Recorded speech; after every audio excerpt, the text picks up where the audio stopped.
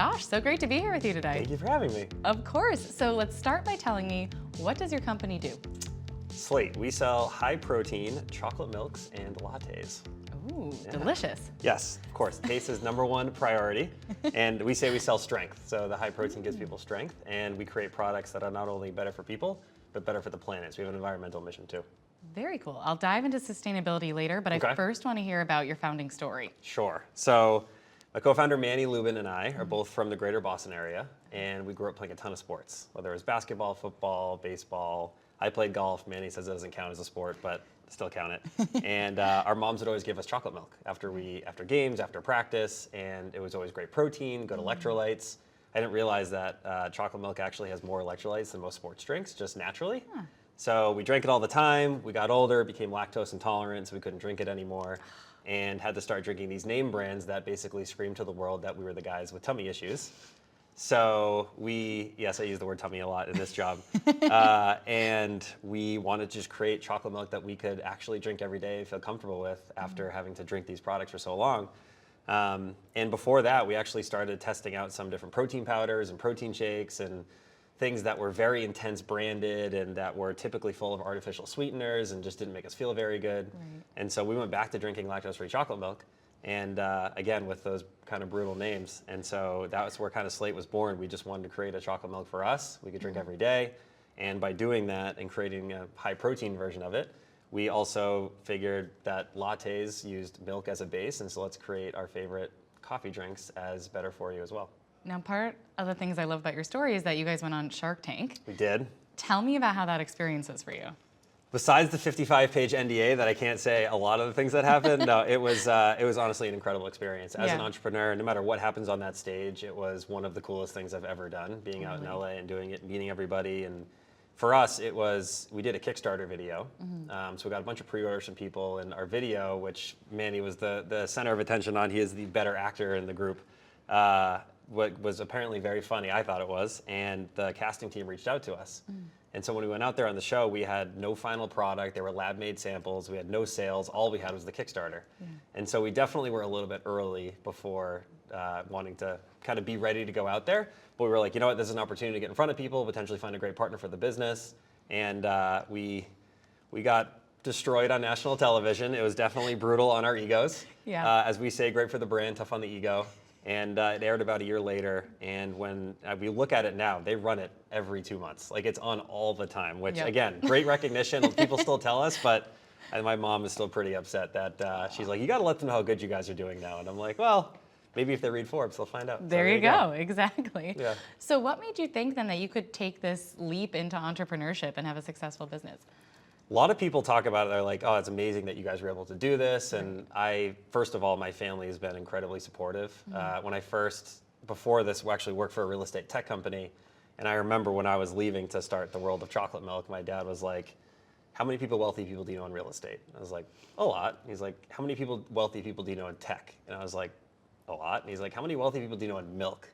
And I was like, Dad, that's the opportunity. That's not the, so that was kind of that big jump. But for me, you know, I'm from greater Boston area. We were going to start the business in Boston. I just graduated college when we first started this thing. And so, you know, I had saved some money from working during college at the tech company.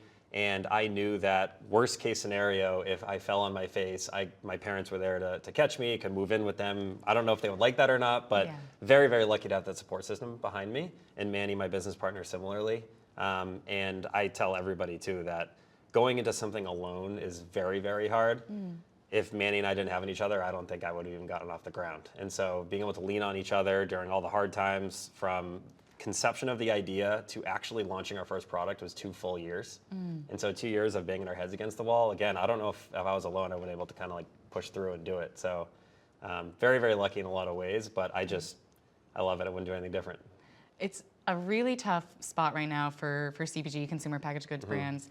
And you mentioned, that there's a lot of incumbents in your space. How do you stand out from both, the other startups out there doing milk, doing lattes, doing RTD stuff, and then stand out also from the incumbents and the players who have been around for years? Yeah, so for us, it was a key of not only differentiating the product itself, but the brand too. And so for us, when we looked at the world of protein and milk specifically, is how we started as Better For You chocolate milk, and we've kind of morphed into this strength brand. We sell high protein products. At first there's little kid drinks that are bright colors and animals on the front. And then there was like muscle milk, like really intense protein shakes. Yeah, And we're for like, men. we need, for men, Yeah. right? And so we talk about it, the evolution of protein as a nutrient is very similar to the evolution of fitness, where 20, 25 years ago, fitness was Arnold Schwarzenegger, males bodybuilding. And you fast forward to now, like yoga and Peloton, and it's so much more inclusive to all genders, to people of all ages, all demographics. And so we think that protein is such a great nutrient that people need for their daily lives, not just for working out, but just it keeps you full for longer. So when you snack, if you have something that's higher in protein, it's better. So we just want to incorporate protein in people's diets more often. So from a brand perspective, we wanted to make sure it was something very approachable that everybody could have. We took a lot of inspiration from one of our investors, Peter Rahal from RX Bar. Very simple, you tell people what it is, and then they can use it for a variety of reasons. You don't need a muscly guy in the front to say that it can be used to build muscle.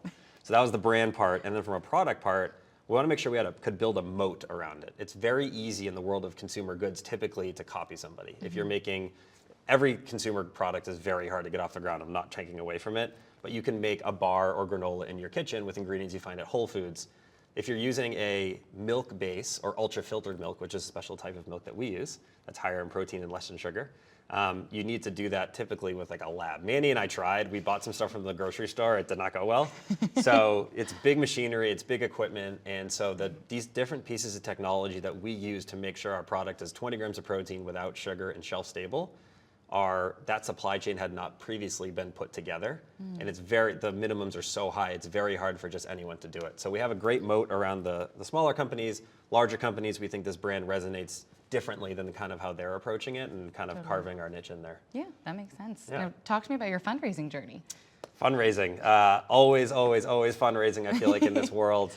There's a couple different approaches we've seen, big rounds every once in a while. For us, we've kind of raised as we needed it. And so very early on, Mandy and I put in our own money, and then we had an angel investor give us a $15,000 check just to get our initial branding and formulation done. We wasted a lot of our money on a bunch of stupid things early on as well, but kind of along the way, I've had some awesome people on the team. And our goal was, to date, we've raised about $25 million.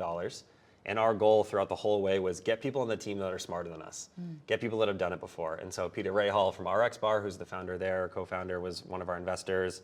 Doug Boughton, co-founder of Halo Top's an investor. We have Amanda and Drew, who are the co-founders of Yasso Frozen Greek Yogurt. So just try to get people in the exact same space or adjacent spaces that can then help us along the way. And then we've had other family offices that have been involved in CPG as well and in the sports world. So again, just get that community around us. And some people knock the idea of having a long cap table. Sometimes it's harder to manage, but for us, it's just more brand ambassadors that are out there talking about the brand. Very cool. Yeah. Now, where can we find Slate, and how many customers do you have? So right now, we are in probably about 12,000 stores across the country. Okay. You can find it at places like Walmart and Whole Foods and Wegmans and Publix and a bunch of others. We are launching some new ones in the new year, so our store count should potentially almost double coming into next year. Nice. Plus we sell online nationally through our website, slatemilk.com, and then amazon.com. And we're very excited to keep growing the business. Very cool. What would you say is the most challenging part of running your company? So many things all the time. Finding really good people is really hard. And for us early on, before we made our first hire, we didn't know we needed it until we met Anna Carr at a coffee shop. She was looking, one of my friends introduced me to her and was like, oh, she's looking for a job in food. She just graduated with her master's in nutrition. I'm like, I don't know what I can do to help, but sure, I don't even have a real company yet. And I met her, and 2 minutes in the conversation, I was like, we got to find a way to get her involved. So it took us almost 6 months to actually pay her. But Anna now runs all of our national partnerships. So she runs the partnership with the UFC. She runs all of our influencer relationships. She runs everything for us. And so that was kind of our model of, at her core, she's an entrepreneur. And we always need to hire entrepreneurs because everybody's too busy to just be a manager or just be good at one thing. If we can have a Swiss Army knife team of now over 40 people, it's going to make us go a long way. So finding those people is very challenging, but it's definitely reaps the rewards when it comes. What would it take for you to sell your company, and is that your goal? I don't know. Mandy and I talk about it sometimes. I think when you do raise money, you have to have an exit plan. And so for us in the world of consumer, especially food and beverage, there's not that many public companies. And do I want to be running a public company? I don't know.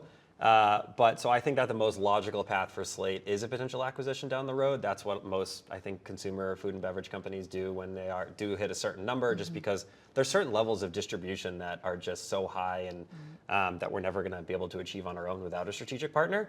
But having said that, there's some great examples like Chobani out there that have taken dairy and really gone wide. What excites Manny and I so much is with the platform of protein, and especially ultra-filtered milk, basically high protein, lactose-free, better for the world as our base.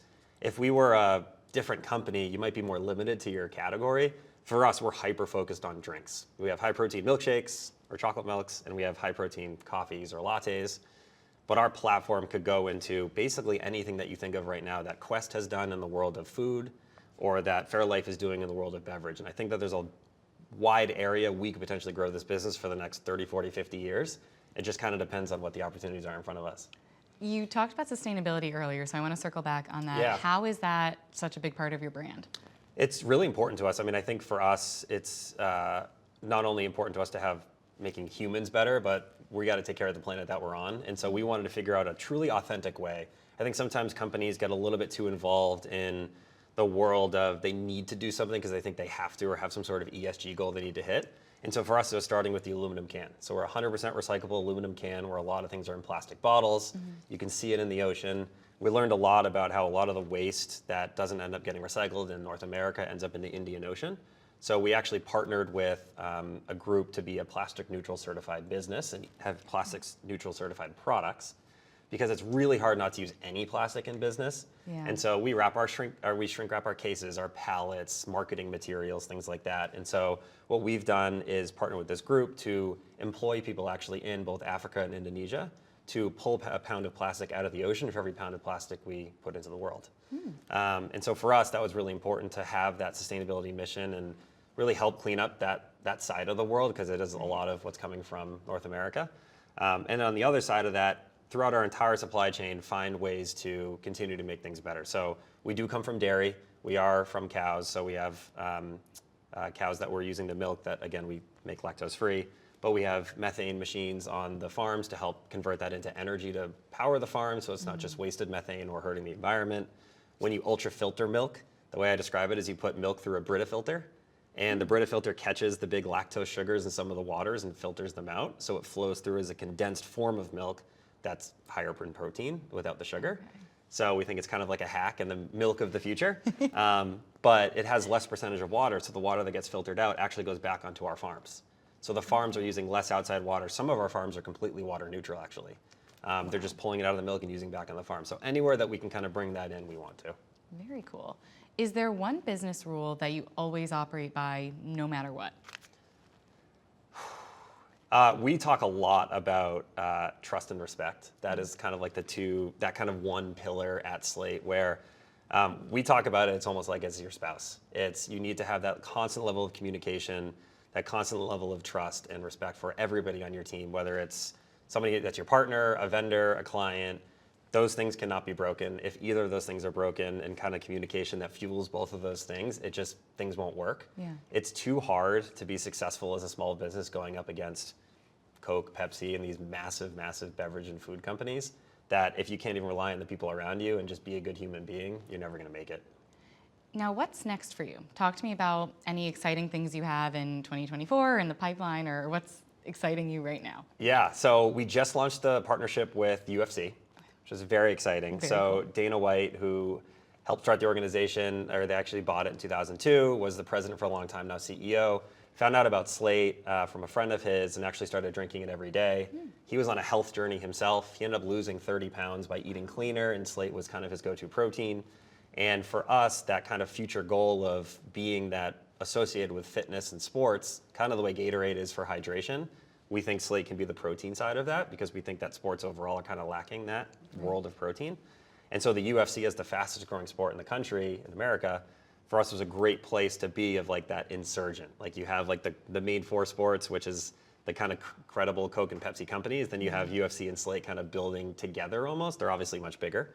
So I'm very excited to see that. We launched that a couple months ago, but we really haven't leaned into the power of both Dana and UFC and really bringing protein to the forefront there. And as we continue to expand with more of our national retailers, having that marketing be pushed behind it with not only them, but a lot of other athletes and other influencers kind of all over the board. I'm very excited to see actually putting together like mass marketing with distribution to see what we can really do. Very cool. And one last question for you, Sure. Josh. What would you like your legacy to be?